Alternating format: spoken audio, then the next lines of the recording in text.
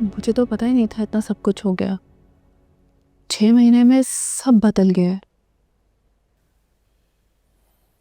कल ही वापस आई हूँ सऊदीया से तो फर्स्ट फ्लोर के सलमान भाई ने बताया रज़ा के बारे में।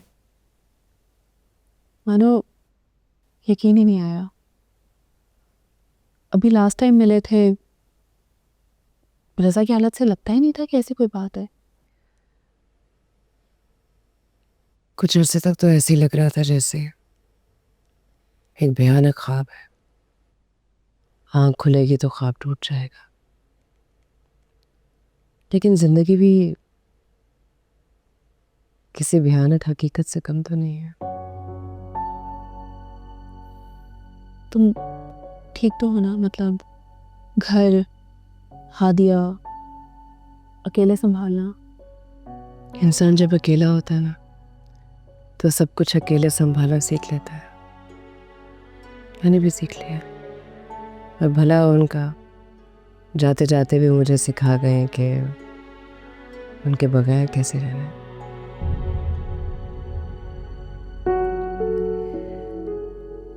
मुश्किल तो है, लेकिन घर कैसे चला रही हो?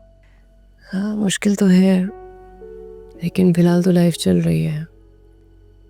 अभी तो जैसे तैसे करके गुजारा हो रहा है, लेकिन जैसे जैसे महंगाई बढ़ रही है मुझे नहीं समझ आ रही कि आगे क्या होगा।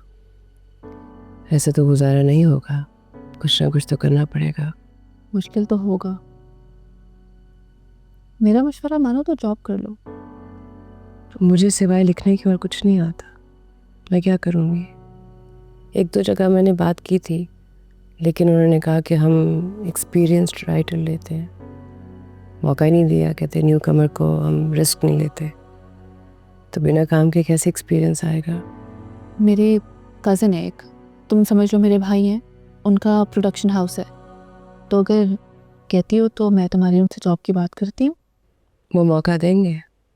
मैंने पहले कुछ नहीं किया, वो मानेंगे? नहीं नहीं, जब रेफरेंस होता तो फिर किस चीज़ का एतराज़। रेफरेंस के ऊपर तो हर चीज़ चल जाती है। बात तो करके देखे, ज़रूरत तो है मुझे जॉब की। Thank you.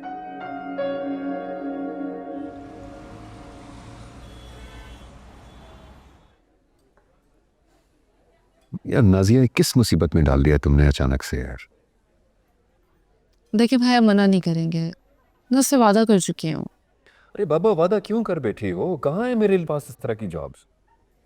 तो बड़ा प्रोडक्शन हाउस है और वो बहुत अच्छा लिखती है। आपके साथ काम करेगी ना तो मज़ीद सीख जाएगी। अच्छा, फर्ज करो मैंने उसे जॉब पे रख लिया। यहाँ पे काम बहुत ज्यादा होता है, किसी के पास इतना टाइम नहीं कि उसकी ट्रेनिंग करे। और उसका प्रोडक्शन हाउस तो छोड़ो, किसी भी जॉब का एक्सपीरियंस नहीं है। और तुम्हें पता है कि यहाँ पे लोग नए आने वालों को इस तरह से एंटरटेन नहीं करते। मुझे ये सब नहीं पता भाई। मैंने बड़ा भरम दिखाया है कि मेरा भाई मेरी कोई बात नहीं टालता। आप एक दफ़ा उससे मिल लें, वो बहुत अच्छा लिखती है, उसको जॉब की ज़रूरत है, मेरी खातिर प्लीज़। अच्छा चलो, भेजो उससे, कल देखते हैं।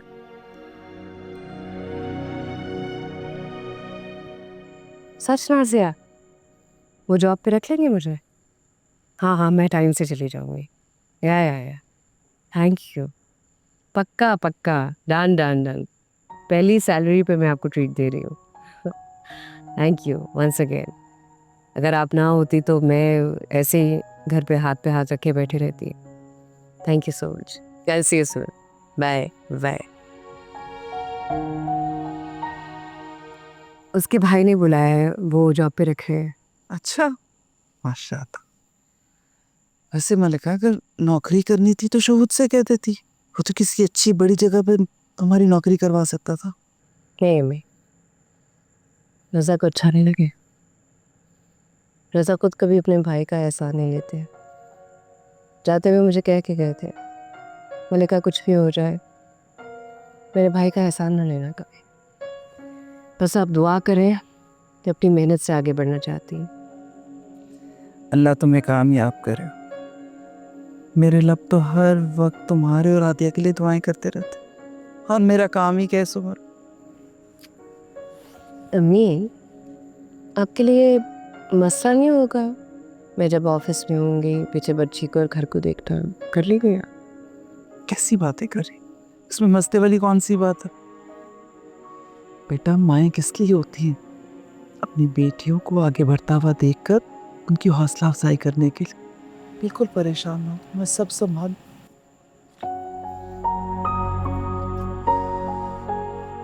सब ठीक हो जाएगा।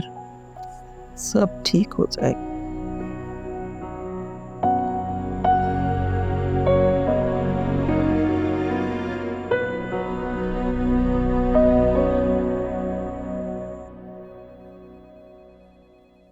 चैनल वाले बार बार मुझसे पूछ रहे हैं कहाँ है स्क्रिप्ट। 2 महीने से आप इसमें कोई काम ही नहीं करवा सके। आप एक राइटर से कुछ लिखवा नहीं पा रहे हैं। सर मैं पूरी कोशिश कर रहा हूँ कि जब भी उसे फ़ोन करता हूँ वो आगे से अपने 1000 मसले गिनवा देता है। अगर इतनी ही मजबूरी थी तो फिर काम लिया क्यों था? उस वक्त तो कह रहे थे बड़ी स्पीड है इसकी, खाक स्पीड है, 5वीं किस्त से आगे वो बढ़ नहीं पा रहा। सर जामिन, अब क्या है? सर वो कोई मलका साहब आई हैं आपसे मिलने। कौन सी मलका आ गई है अब? सर मैं तो नहीं जानता, कह रही हैं आपको मालूम है, आपसे मिलने हैं। अच्छा भिजवाओ, और आप या तो इससे कुछ लिखवा के ले आएं या फिर खुद बैठ के कुछ लिखें। Sir thank you sir. Right sir. अस्सलाम वालेकुम सर। वालेकुम अस्सलाम। मलिका। आइए थैंक यू। बैठिए please. Thank you so much. मैंने आपको पहचाना नहीं, क्या हमारी कोई अपॉइंटमेंट थी? नहीं सर, आपको नाजिया ने मेरे बारे में बताया होगा, उससे मुझे कहा कि मैं आपसे जाके मिल लूँ। ओह ओके, याद आया, आप मलिका हैं। जी। And Nazia was telling me you're a writer. जी लिखती हूँ मैं। All right. देखिए मलिका, ये एक प्रोडक्शन हाउस है। यहाँ जब शूट स्टार्ट होता है तो आपको सुबह सवेरे भी आना पड़ सकता है और आधी रात तक रुकना भी पड़ सकता है। Can you manage that? I know sir, I am ready. Nazia मुझे बता रही थी कि आपकी एक बेटी भी है और आपके हस्बैंड की भी डेथ हो चुकी है। जी sir. I am really sorry to know that. क्या आप समझती हैं कि आप अपनी प्रोफेशनल रिस्पॉन्सिबिलिटीज़ के साथ अपने फैमिली लाइफ को मैनेज कर पाएंगी?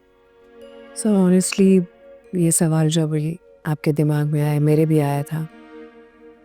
मैं पूरी कोशिश करूँगी मैं अपने घर की प्रॉब्लम्स को ऑफिस में लेकर आऊँ और अपने काम में अपना 100% दूँ। है सर। Alright, understandable. चलें ठीक है, वेलकम अबोर्ड। आप कल से काम पे आ जाइएगा। Thank you so much sir. Thank you. You welcome. Okay. All the best. Thank you.